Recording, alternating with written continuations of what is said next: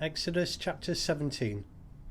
The whole Israelite community set out from the desert of Sin, travelling from place to place as the Lord commanded. They camped at Rephidim, but there was no water for the people to drink, so they quarrelled with Moses and said, "Give us water to drink." Moses replied, "Why do you quarrel with me? Why do you put the Lord to the test?" But the people were thirsty for water there, and they grumbled against Moses. They said, "Why did you bring us up out of Egypt to make us and our children and livestock die of thirst?" Then Moses cried out to the Lord, "What am I to do with these people? They are almost ready to stone me." The Lord answered Moses, "Walk on ahead of the people. Take with you some of the elders of Israel, and take in your hand the staff with which you struck the Nile, and go. I will stand there before you by the rock at Horeb. Strike the rock, and water will come out of it for the people to drink."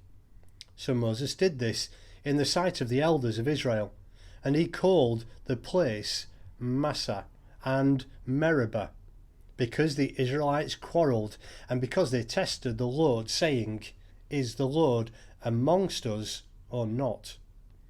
The Amalekites came and attacked the Israelites at Rephidim. Moses said to Joshua, "Choose some of our men and go out and fight the Amalekites. Tomorrow I will stand on the top of the hill with the staff of God in my hand." So Joshua fought the Amalekites as Moses had ordered, and Moses, Aaron and Hur went to the top of the hill. As long as Moses held up his hands, the Israelites were winning. But whenever he lowered his hands, the Amalekites were winning.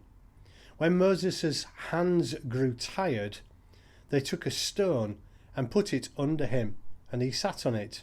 Aaron and Hur held his hands up, one on one side, one on the other, so that his hands remained steady till sunset.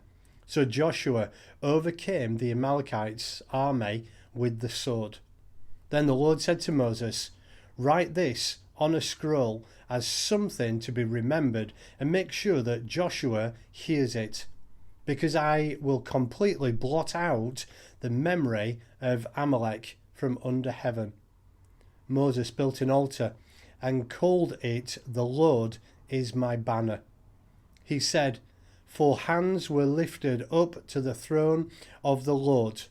The Lord will be at war against the Amalekites from generation to generation."